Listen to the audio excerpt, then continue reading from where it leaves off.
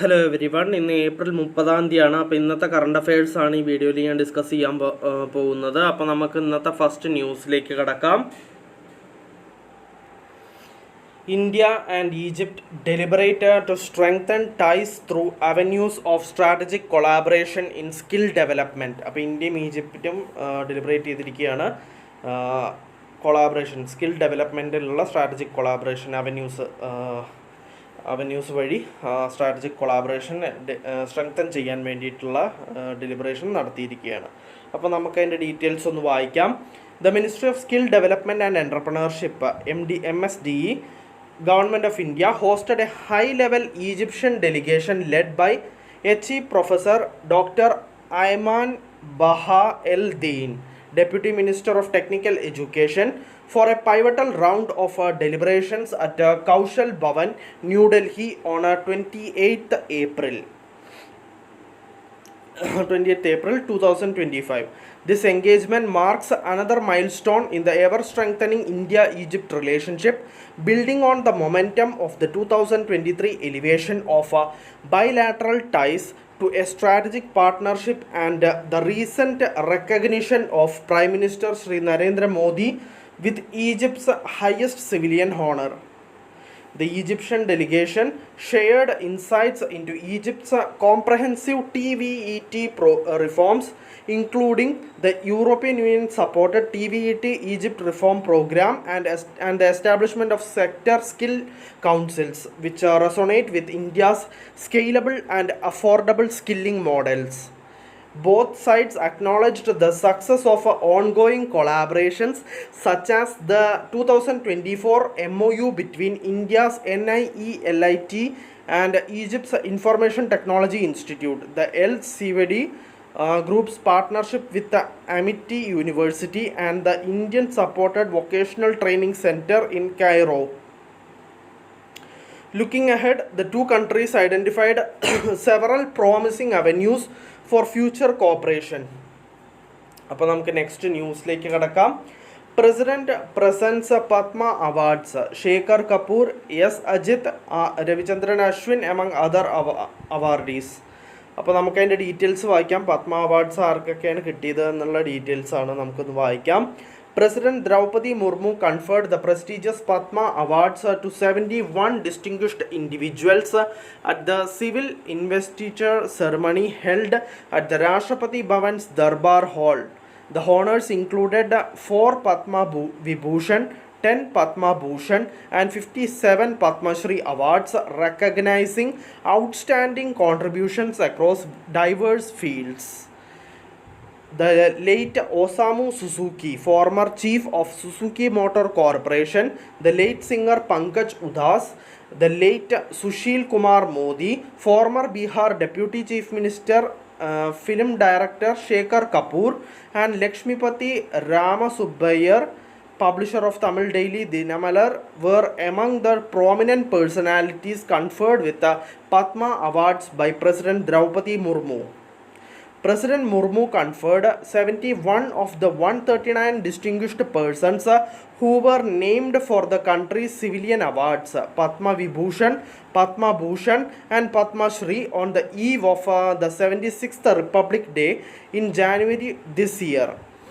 The award ceremony was held at Rashtrapati Bhavan's Darbar Hall in the presence of Vice President Jagdeep Dhankar, Prime Minister Narendra Modi, Union Home Minister Amit Shah, among others.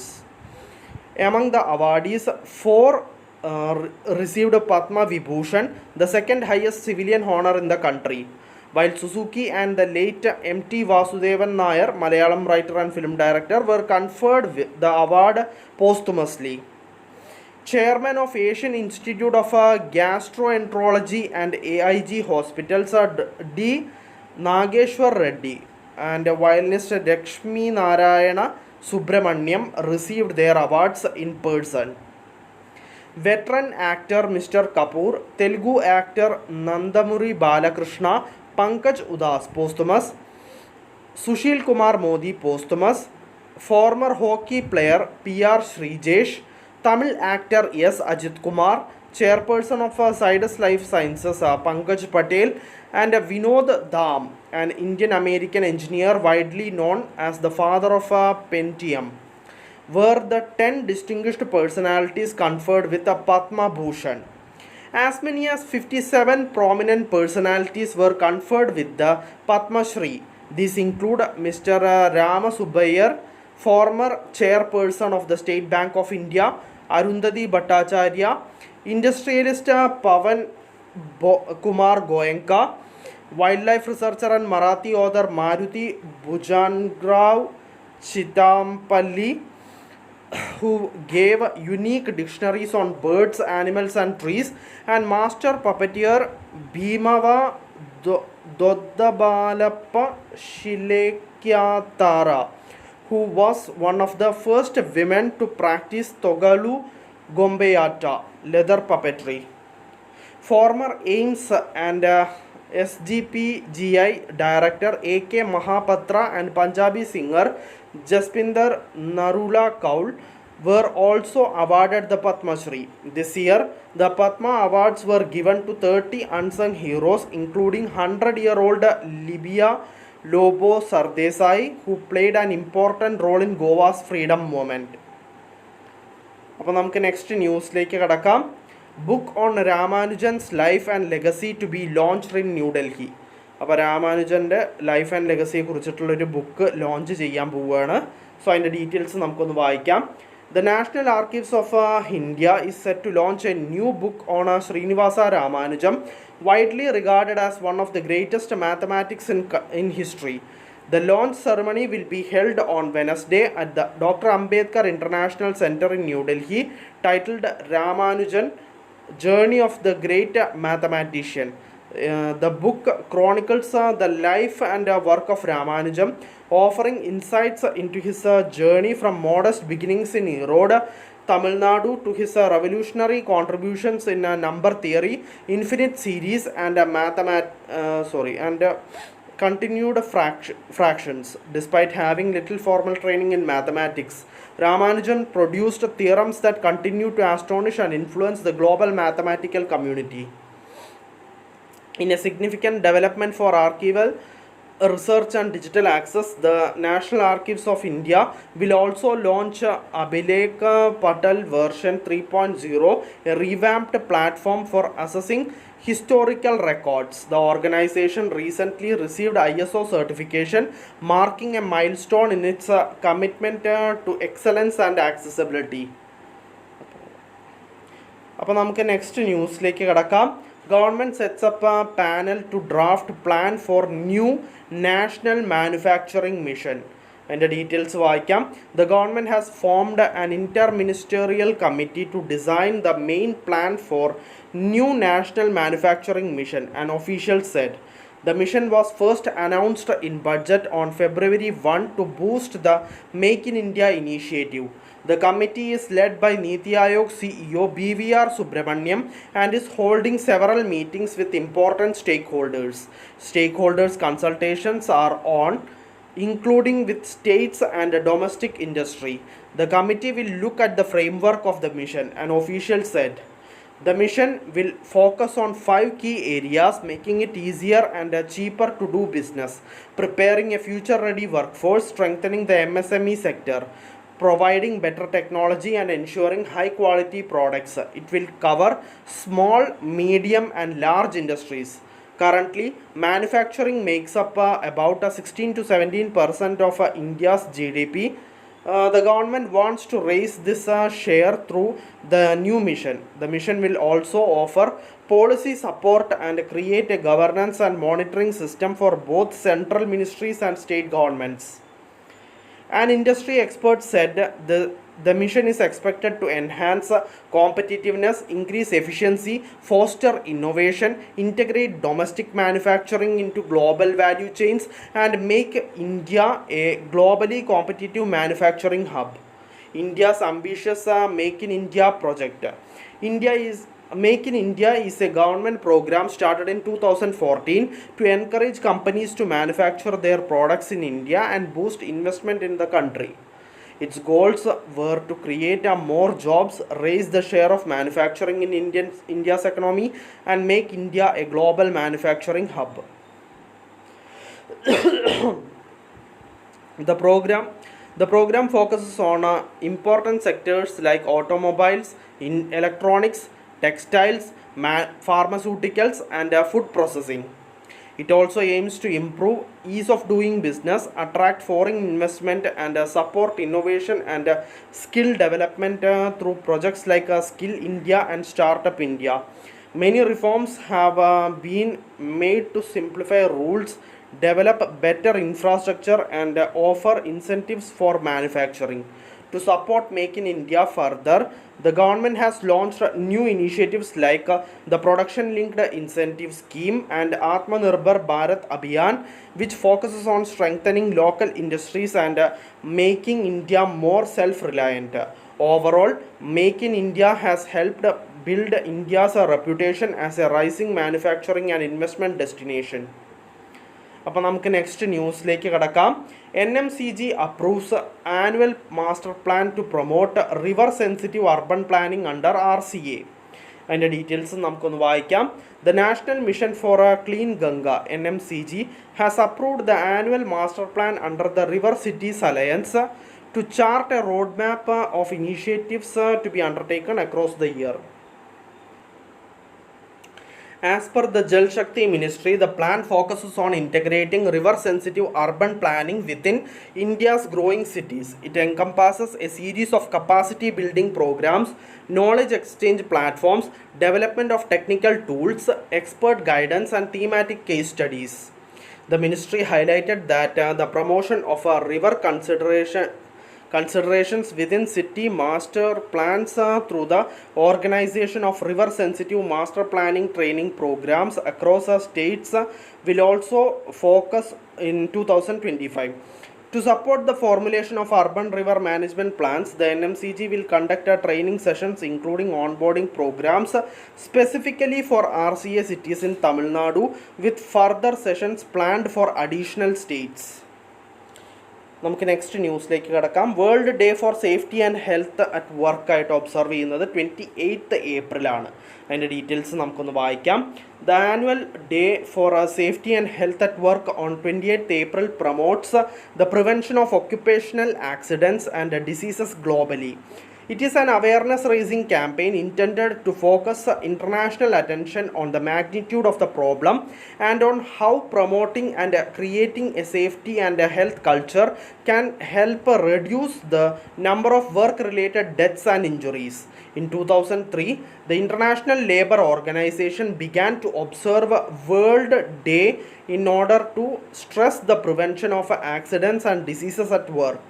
Capitalizing on the International Labour Organization's traditional strengths of tripartism and social dialogue, 28th April is also the International Commemoration Day of Dead and Injured Workers organized worldwide by the trade union movement since 1996. അപ്പോൾ നമുക്ക് next ന്യൂസിലേക്ക് കടക്കാം. NPCI directs UPI members to follow new API guidelines to avoid disruptions. അപ്പോൾ അതിൻ്റെ ഡീറ്റെയിൽസും വായിക്കാം. The National Payments Corporation of India has directed members of the Unified Payments Interface Network to adhere to its guidelines on application programming interface calls whose overuse resulted in an outage of the real-time payment system earlier this month.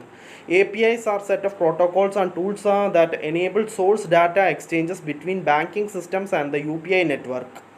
The retail payments body in a circular said that payment services provider, banks and acquiring banks should ensure that API requests to UPI should be monitored and moderated for appropriate use.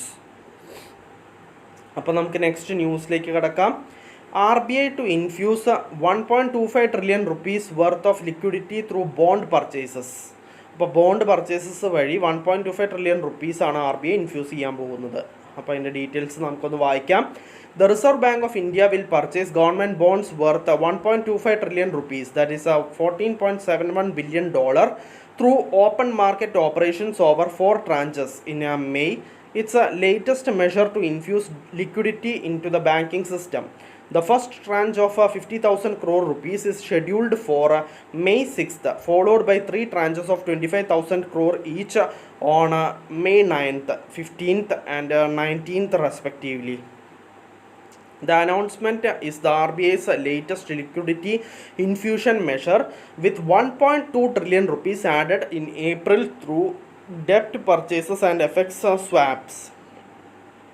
It is scheduled to buy bonds worth 20,000 crore rupees. It's a last tranche for the current month. The central bank has also reduced the repo rate for a second consecutive time and changed its stance to accommodative earlier this month. The RBI is expected to keep sufficient surplus in the banking system to ensure policy transmission and is looking at a level of around 1% of deposits. Governor Sanjay Malhotra said in a press conference after the monetary policy decision on April 9. The surplus works out to be in the range of 2.2 trillion rupees to 2.5 trillion rupees. അപ്പോൾ നമുക്ക് next ന്യൂസിലേക്ക് കിടക്കാം. Sovereign bonds rally after RBI unveils large scale ഡെപ്റ്റ് plan. അപ്പോൾ നമുക്കതിൻ്റെ details വായിക്കാം. Bonds in India rallied after the Monetary Authority announced a large debt purchase for May, a move which will significantly add to the cash surplus in the banking system. The benchmark 10-year yield fell 7 basis points to 6.33% to trade near a 3-year low. The 7.1% 2034 bond also slid by the same magnitude. The intervention is expected to coincide with a substantial dividend payout by the RBI to the government, further boosting system liquidity. The cash injections and rate cuts have sparked a sovereign bond rally, pushing the 10-year yield down by over 40 basis points this year, a decline that already exceeds all of 2024. നമുക്ക് next ന്യൂസിലേക്ക് കിടക്കാം. BEML launches India's largest indigenously developed electric rope ഷോവൽ. അപ്പോൾ അതിൻ്റെ details നമുക്ക് വായിക്കാം. Bengaluru headquartered BEML Limited, a public sector undertaking, announced the launch of country's largest indigenously designed and developed electric rope shovel BRS-21. Describing it as a technological marvel, BEML said the BRS-21 rope shovel is entirely designed, engineered and manufactured in India. According to BEML, the high capacity electric rope shovel is a purpose built for a large scale overburden removal in open cast mining operations. The electric giant marks a historic shift in large scale surface mining by offering an eco-friendly zero emission solutions for overburden removal in open cast mines, weighing an impressive 720 tons and equipped with a 21 cubic meter bottom dump bucket. The BRS-21 stands as one of the most capable and advanced machines in its class. The monumental mining equipment was formally handed over by Shantanu Roy, Chairman and MD of BEML, to B. Sairam, Chairman and Managing Director of Northern Coalfields Limited at Nigahi Mines, Singrauli, MP. അപ്പോൾ നമുക്ക് next ന്യൂസിലേക്ക് കിടക്കാം. Ambuja Cements crosses 100 MTPA capacity. അപ്പോൾ അതിൻ്റെ details നമുക്കൊന്ന് വായിക്കാം. Adani Group's Ambuja Cements announced that the company had crossed 100 million tons per annum capacity with more expansions in the pipeline. The company is aiming at achieving 118 million tons per annum by the end of financial year 26, which is in line with the eventual goal of touching 140 MTPA by financial year 28. This makes Ambuja Cements the 9th largest cement company globally. The milestone was achieved by the acquisition of Orient Cement and brownfield expansions, including a 2.4 million ton per annum grinding unit at Faraka and debottlenecking across plants. Additionally, we have ongoing organic expansions at various stages across the country, which will help us achieve 118 MTPA capacity by the end of financial year 2026, a significant step bringing us closer to our goals of a 140 million tons per annum by 2028. Further, the company has entered a strategic partnership with Finland-based Coolbrook to implement its proprietary rotodynamic heater technology. This will significantly reduce fossil fuel dependency by harnessing renewable electricity for zero carbon high temperature process heating. It said in a press release, adding that its net zero commitment by 2050 has been validated by SBTi. Ambuja Cements had commissioned a 200 megawatt solar and 99 megawatt wind power in Khavda site, and with green power share at 21% of power consumption in financial year 25 and targeting to reach 60% by financial year 28. Operationally, the company achieved its highest ever quarterly sales volume at 18.7 million tons, supported by capacity expansion, stronger market penetration. അപ്പോൾ നമുക്ക് next ന്യൂസിലേക്ക് കടക്കാം. Vaibhav Suryavanshi becomes youngest centurion in IPL history. അപ്പോൾ IPL fastest century നേടിയ വൈഭവ് എന്താ പറയുക youngest centurion ആയിരിക്കുകയാണ് വൈഭവ് സൂര്യവംശി. അപ്പോൾ അതിൻ്റെ ഡീറ്റെയിൽസ് നമുക്കൊന്ന് വായിക്കാം. In IPL T20 cricket, Vaibhav Suryavansh's historic century alongside Yashasvi Jaiswal's unbeaten 70 saw Rajasthan Royals register an emphatic 8-wicket victory over Gujarat Titans at the Savai Mansingh Stadium in Jaipur, chasing the target of 210 runs set by Gujarat Titans. Rajasthan Royals scored 212 runs for 2 wickets in 15.5 overs. Vaibhav Suryavanshi, who scored 101 runs in 38 balls, was declared player of the match. Suryavansh's 101-run innings saw him surpass Manish Pandey, Rishabh Pant and Devdutt Padikkal to shatter the record of youngest centurion in the tournament history, as he did it at the age of 14 years and 32 days. It is also the second fastest century in the tournament, behind only Chris Gayle, who did it in 30 deliveries. The fastest century by an Indian, surpassing Yusuf Pathan's record of 37 deliveries.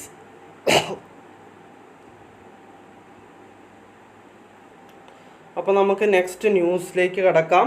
Barcelona clinch 32nd Copa del Rey title with a 3-2 win over Real Madrid in extra time. അപ്പോൾ അതിൻ്റെ details നമുക്കൊന്ന് വായിക്കാം. In football, Barcelona beat Real Madrid 3-2 to win the Copa del Rey final at the Estadio de la Cartuja in Seville, Spain. The victory gave Barcelona a record-extending 32nd Spanish Cup title.